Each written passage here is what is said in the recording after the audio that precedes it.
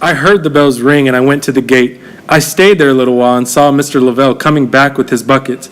I asked him where the fire was. He said it was not a fire. Numbers of boys on the other side of the way were throwing snowballs at the soldiers. The sentinels were enraged and swearing at the boys. The boys called them lobsters, bloodybacks, and hollered, "Who buys lobsters?"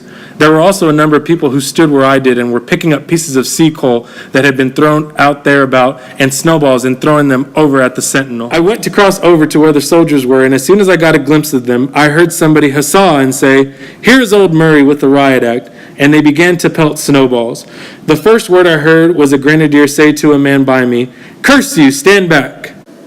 How near was he to him? He was so near that the grenadier might have run him through if he had stepped one step forward. While I stopped to look at him, a person came to get through. He turned about and said, "You lobster bloodyback, are you going to stab me?" The soldier said, "By God will I."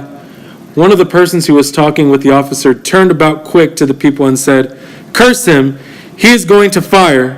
Upon that they cried out, "Fire and be cursed! Who cares?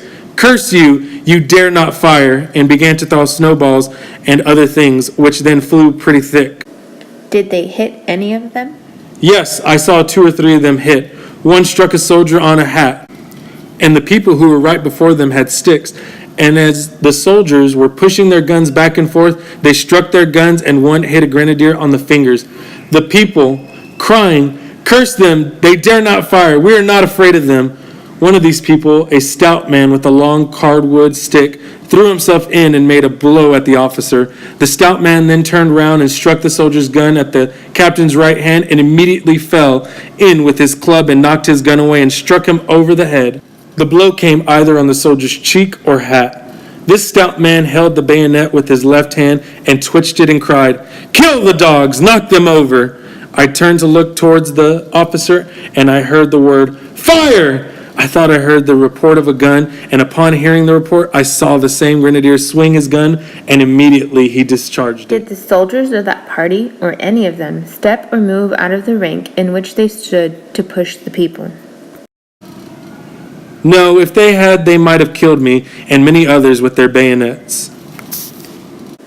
Did you, as you passed through the people towards Royal Exchange Lane and the party, see a number of people take up any and everything they could find in the streets and throw them at the soldiers? Yes, I saw 10 or 15 round me to do it. Did you yourself?